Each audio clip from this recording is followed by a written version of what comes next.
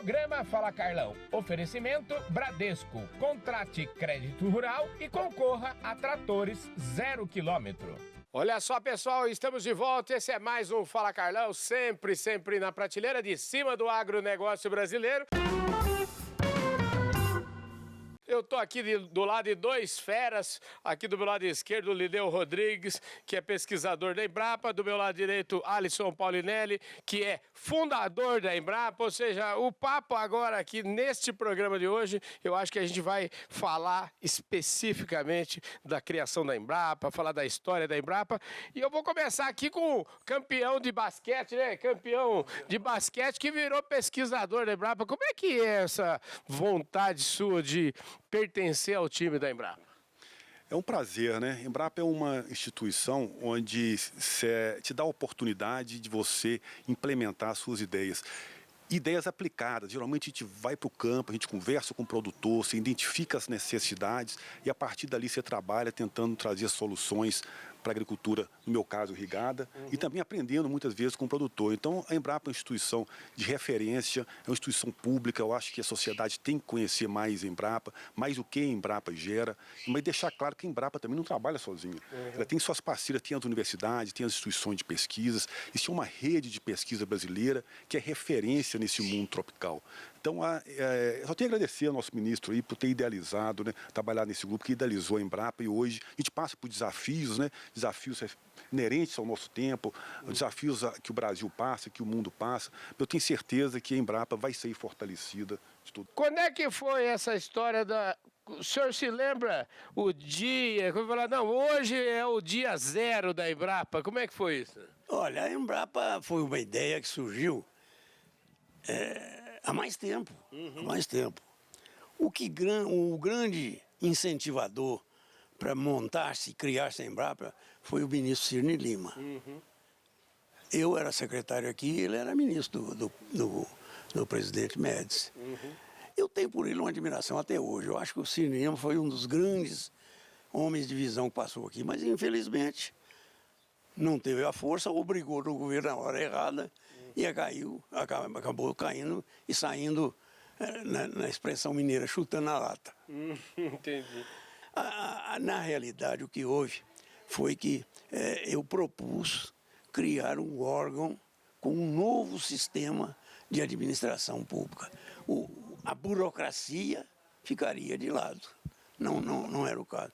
E dar-se-ia prioridade, portanto, à parte de autonomia técnica, financeira e executiva. Então, você tinha que mudar isso. Eu rodei o mundo inteiro, não tem nada pronto para o Brasil copiar. Nós temos que inventar aqui e fazer. A nossa ciência está muito atrasada há muitos anos deles lá. Nós temos que recuperar tudo isso. O Cirne tinha saído, deixado a Embrapa, e aí nós fizemos exatamente o que precisava. Tornar a Embrapa um órgão, primeiro, com recurso. Se você não tivesse recurso, não ia para lado nenhum. E olha, eu tive o recurso que eu precisei. Se não saiu melhor, foi eu mesmo. Essa é boa. Eu não me gava, não. Né? Nem ele, nem Simons, nem Veloso. Veloso foi um grande companheiro da Embrapa. Maurício Rangel Reis era colega nosso.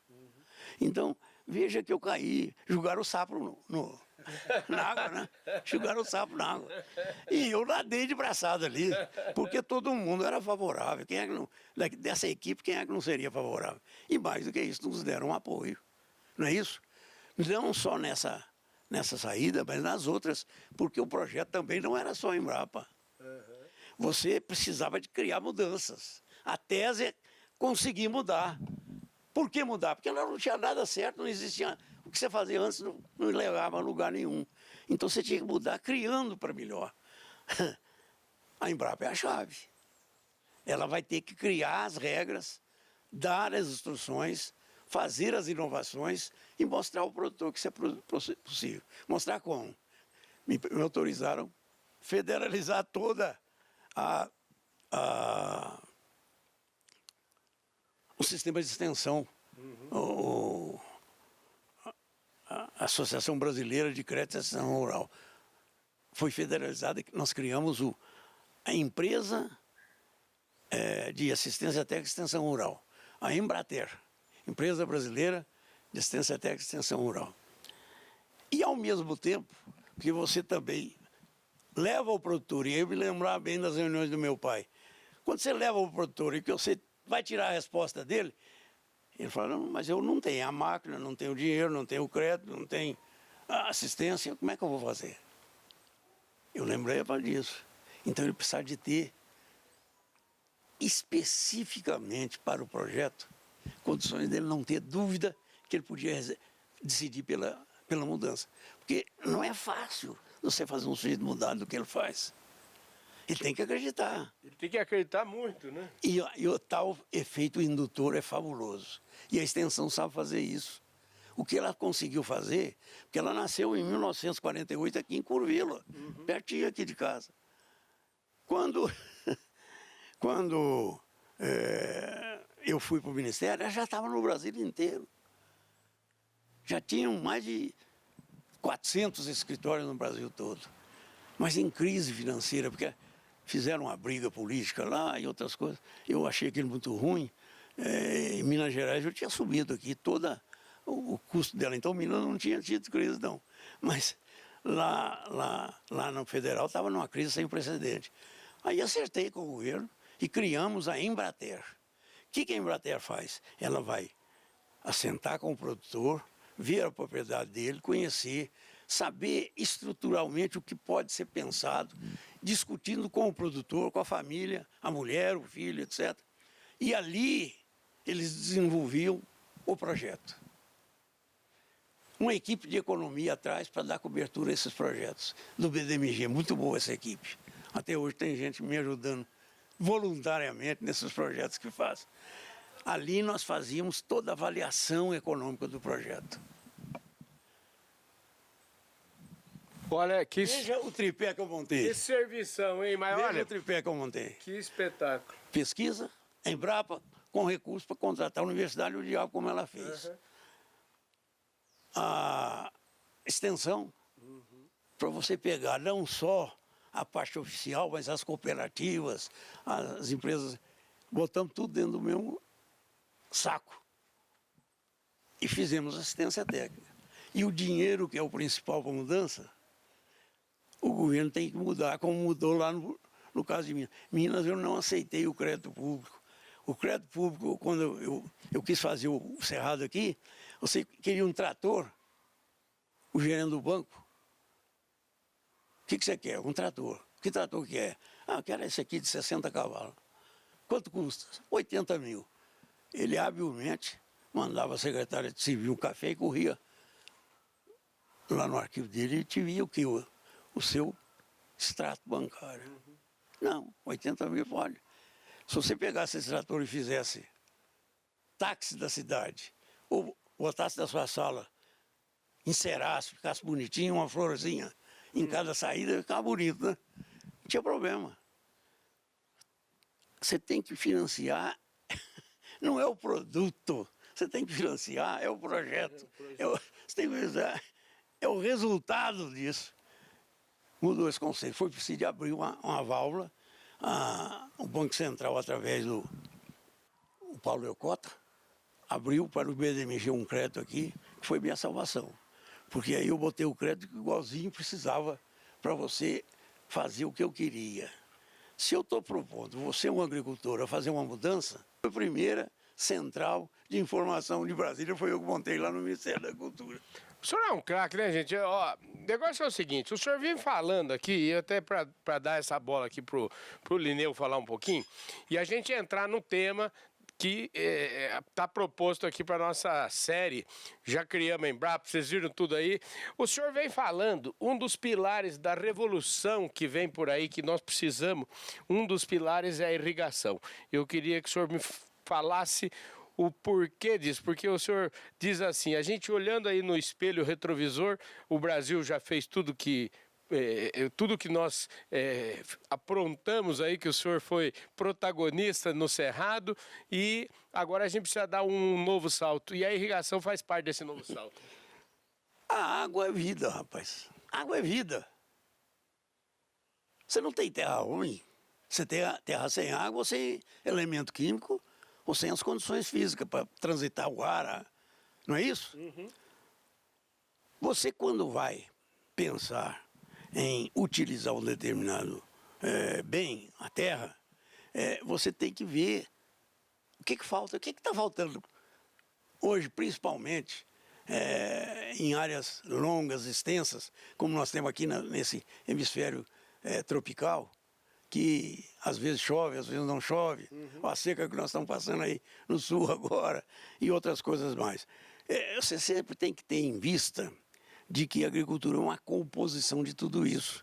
Se você não tem os meios de produção adequados, você não produz o máximo. Tá certo? Certo. Eu planto aqui nessa região, por exemplo. A minha propriedade é aqui onde morou o Lindeu, que é Baldim. Isso aqui é a mesma isoieta de Confins. Chove pouco, muito pouco. Aqui a chuva aqui não tem um veranico aqui quase. O primeiro veranico que eu passei aqui de 40 dias, eu falei, nunca mais vou ter um veranico disso. No ano seguinte foi de 44, sem uma gota de chuva em 44 dias. Quer dizer, é uma área que você tem que repensar para poder utilizar da maneira racional que precisa, tá certo? Então, tudo que você vai verificar, você tem a regulação. Quem fez isso foi Liebig, a lei do mínimo. Se você não tiver um barril, e ele desenha o barril, o fósforo na altura que precisa, o potássio, o nitrogênio, o cálcio, mais 143 microelementos, mais a água no nível certo, onde for mais baixo vai vazar e a produtividade está regulada. Se você tiver água, você não tem produtividade, você acaba não tendo produção. Tá certo? Então, a água é um bem importante na produção. Dentro dessa conjuntura, porque tem água demais também, mata a planta, você sabe disso. Pois é, e falando em água, né? Falando em água, professor Lineu, você nada de braçada já para falar em água, você é um especialista nesse tema. E eu queria que você fizesse um comentário em cima disso que o ministro trouxe. E a gente, depois do seu comentário, nós vamos encerrar esse programa aqui e voltar depois para falar já do chamado primeiro mito que eu quero colocar aqui, que é o mito de que a agricultura irrigada usa 70% da água doce do mundo. Já vou trazer um número aqui para a gente já deixar você nadando de braçada. Não, excelente. O que o ministro comentou, antes ele falou muito de Baldim, né? Eu tenho que mandar um abraço pro meu irmão, o doutor Luiz, lá em Baldim, que deve estar aqui, vai ouvir essa fala, e se eu não falar dele, ele vai ficar com raiva de mim, né? Então, cara, eu acho que se você olhar o Brasil hoje de maneira geral, eu costumo dizer para o produtor o seguinte: acho que o melhor seguro agrícola que o produtor pode ter é ter um sistema de irrigação.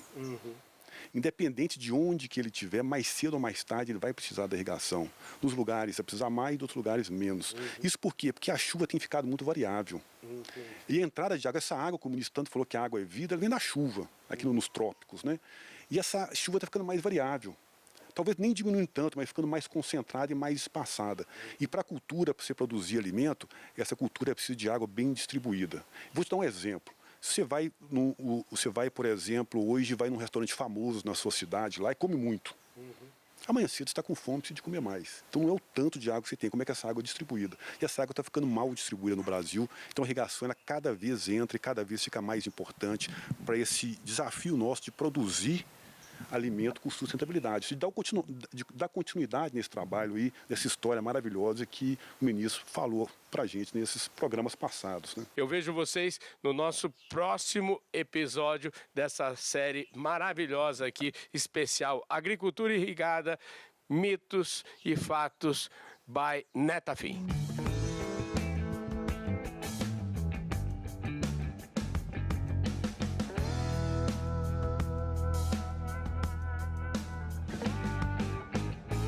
Programa Fala Carlão. Oferecimento Bradesco. Contrate crédito rural e concorra a tratores 0 km.